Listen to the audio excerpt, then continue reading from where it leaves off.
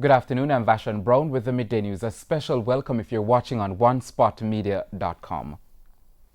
After being closed for more than 2 months, Jamaica's borders officially reopened today to all international tourists. More in this report. Tourism Minister Ed Bartlett is expressing optimism that the requisite infrastructure is in place to deal with the return of tourists to the island. The protocols, contained in an 88-page document, targets all segments of the industry including accommodation, attractions, water sports, craft shops, shopping, cruise ports, airports, transport, restaurants and bars. Speaking following a tour of the Sangster International Airport on Sunday, Mr. Bartlett said he was positive that the measures implemented will help to keep the rate of COVID-19 down in the country. The elements of sanitization and the infrastructure required to enable that have also been installed and in place. Technology has been implemented for photographic capture as well as temperature capture. The Ministry of Health has worked overtime, triple time, to try to ensure that all the key touch points to ensure that we have the layer of health security that is required to protect the destination and the visitor alike are in place. JHTA President Omar Robinson says his association is pleased with the improvements at the airport. Mr. Robinson said hotels are ready. We have a number of hotels, a handful of hotels reopening over the next day or two. And most of the hotels will reopen in July, but they are in the process of putting in all the safety procedures, implementing all the protocols and training and sensitizing their staff. But the industry is excited. We're ready to get the workers back. We're ready to get tourism reopened in a safe way. Meanwhile, Medical Officer of Health for St. James, Dr. Tanique Bailey-Small, says there is need for improvement in the processes. She says the inefficiencies were noted over the past 2 weeks under the government's controlled re-entry program. Dr. Bailey says her team has addressed some of those issues, which should see the return of tourists to our island through our airports being much smoother. O'Shane Masters, TVJ News. And the president of the Jamaica Agricultural Society, Lenworth Fulton, says the reopening of the tourist industry will have a positive spin-off on the agricultural sector. He says the sector experienced a downturn due to the closure of hotels. Despite the dry spell wreaking havoc on farming, Mr. Fulton said farmers will be able to meet the demands of the tourist sector.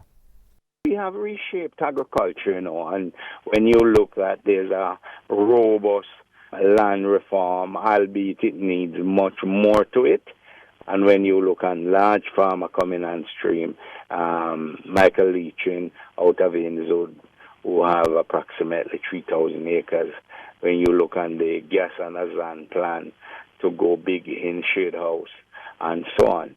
And when you look and propose a plan for irrigation with the Essex Valley and that plan to move the water from the Black River into the plains of St. Elizabeth, there is hope. 2 persons are dead and 5 others hospitalized, including a 3-year-old, following a motor vehicle accident on the Bottom Main Road in Manchester last night. One of the deceased has been identified as 22-year-old Akeem Powell, an accounting student of the University of Technology. The other, a woman, has only been identified as Anna Kay.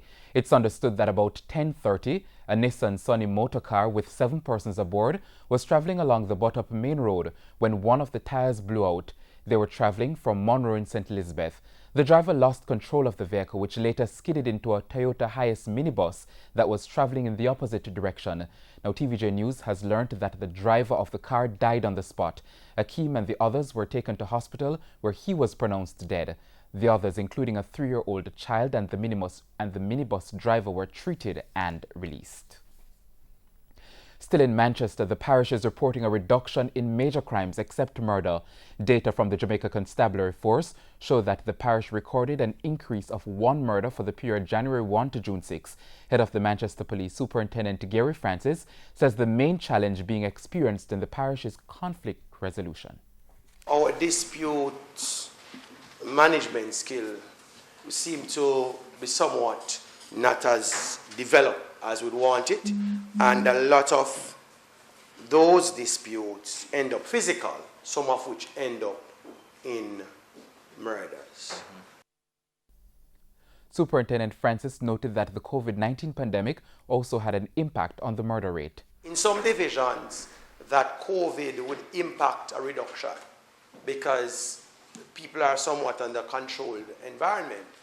For us in Manchester, when we have people so close together, because of the number of conflict, it means that we would have an inverse relationship. So we might just have more of those conflicts that end up sometime with injury and in murder. The Manchester Health Department is worried that there is widespread breeding of the Anopheles mosquito, which transmits malaria. The health department says its surveillance teams have found the mosquitoes in rare places such as concrete tanks. They're usually found in swampy areas. Chief Public Health Inspector for Manchester, Charmaine Palmer-Cross, outlined the measures being taken to control the increase. She says interventions have been carried out. We have done one in, I think, is bottom St. Tulis. We did one in Robbins Hall. But Robbins Hall was really excessive breeding. So what we did, we actually go into these communities and were distributing fish or placing fish into some of these breeding containers. And we will continue to do that until we are satisfied. Our tire shop, garages, and so forth, we continue to monitor those. The measures to deal with the mosquito remain the same as for the Aedes aegypti, which we are more accustomed to, that causes dengue, Zika, chickpea, yellow fever. So we use the fish because in the concrete tank, that is the best means of dealing with the mosquito in the concrete tank, but we would also have done our fogging operations as well. They were both speaking at the recent monthly meeting of the Manchester Municipal Corporation. And we now take a break on Midday News, but we'll be right back. Please stay with us.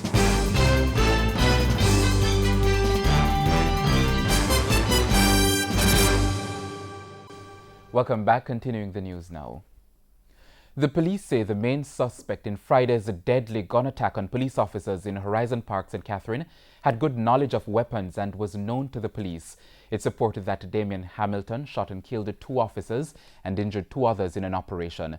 Speaking on TVJ's Smile Jamaica program this morning, head of the Constabulary Communications Unit, Senior Superintendent Stephanie Lindsay, says Hamilton was the target of the operation.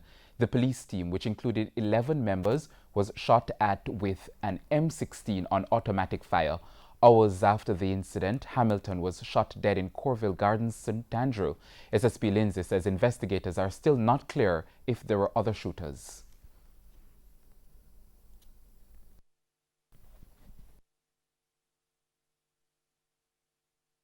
He was supposed to be the only target. But however, based on what we saw at the crime scene, it is possible that there could be other persons.